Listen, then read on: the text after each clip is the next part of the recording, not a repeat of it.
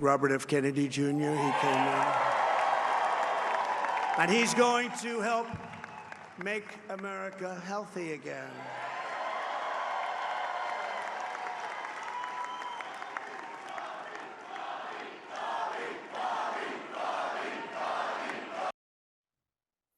That was the newly elected Donald Trump a few hours ago at Mar-a-Lago. He's been saying for weeks now that he would let Robert Kennedy Jr., quote, go wild on health.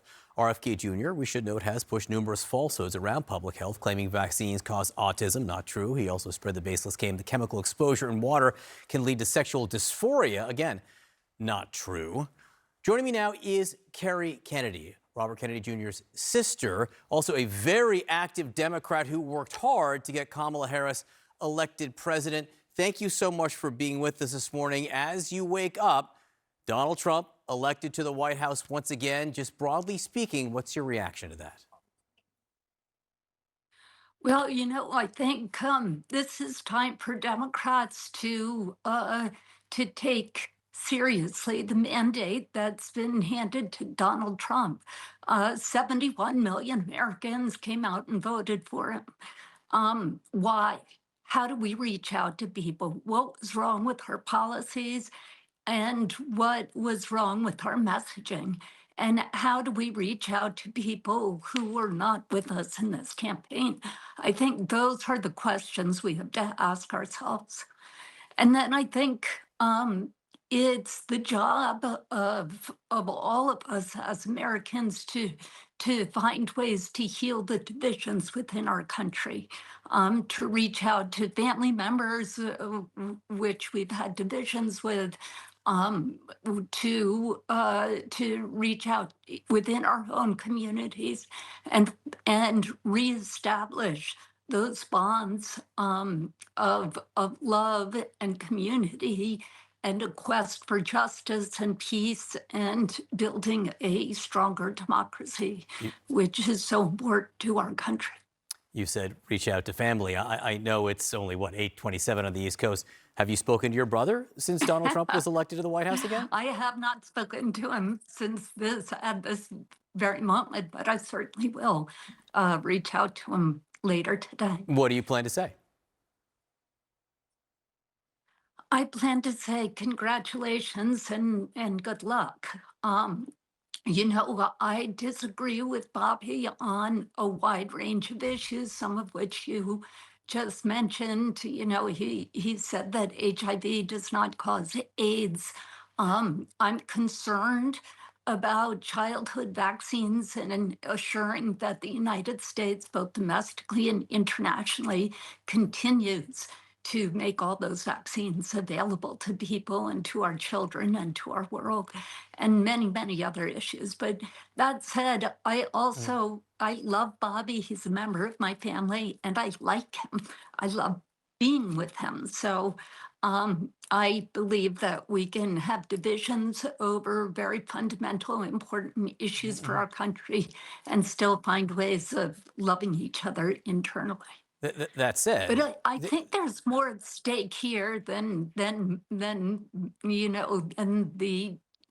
my brother and me. I think, as Liz Cheney pointed out, it's going to be up to all of us as Americans who love our country to assure that our institutions are kept safe and bolstered during this time, and that the courts are bolstered, and that the future of democracy is bolstered, both domestically and internationally. I know And you I said, think that I know you we said, have to be I know you said, very, very careful.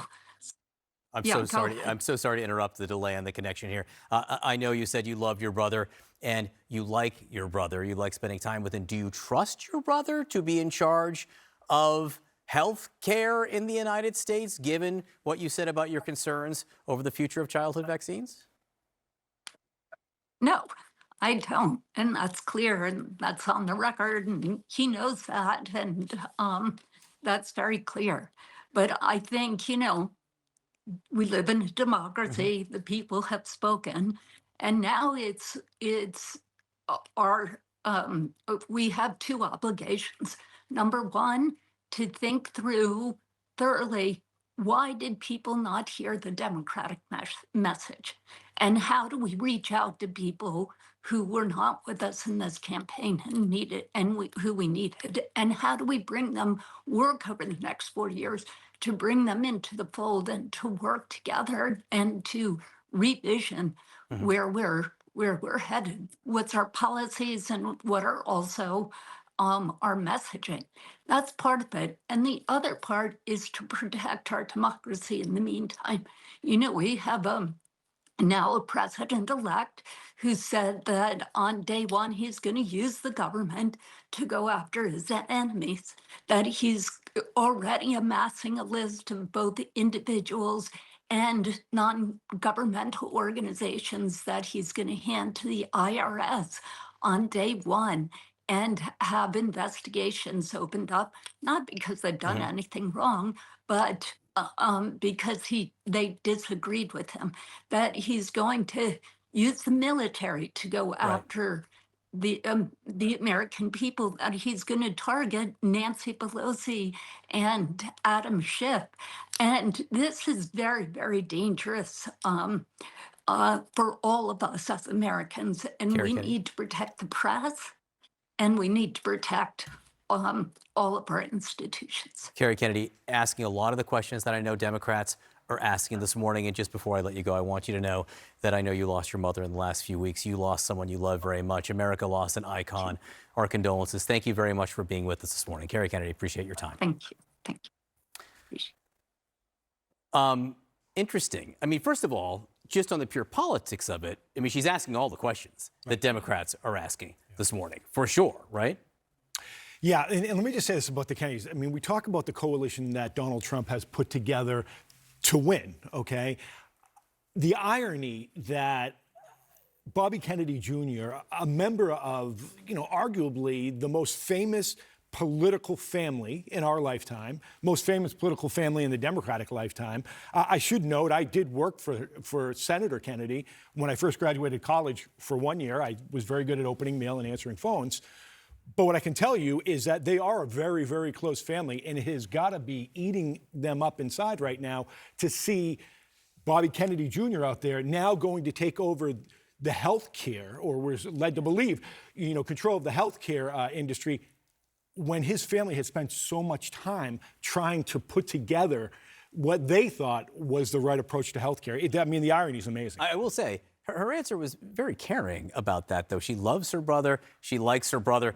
Doesn't trust her brother at all to handle what the portfolio that Donald Trump might be giving him. Right, and I think that's a reflection of the nature of people and families and people in close-knit families, but also people in families that have political disagreements. But I also think it's true, and I think she brought up a really important part about what does this look like in the actual administration. And I think that's something that we actually have to talk about. Certainly it's a question not just that Democrats are asking this morning, but that most of America is asking this morning. What does a Trump administration look like? What does, Robert F. Kennedy Jr. as health czar, what does that actually mean for the government? And the first thing that I would point out is that Trump, unlike 2016, actually has a transition team this time around. This transition team is far more organized, they're far more disciplined, they're far more loyal, and they're far more partisan. So I would be concerned about that. The second thing that I would be really concerned about is not all of the other promises that Donald Trump made on the campaign trail, but the one specifically about getting rid of non-political civil servants within the government. And that is the one that we should really be paying attention to, because it is those civil servants and those non-political appointees who actually make the government run and function and prevent against corruption, greed, right, scandal. So we should be really asking these questions, but we should also be laying out what that actually looks like. It's a great point. Over the next several hours, we'll be talking probably less about what just happened and more about what is about to happen.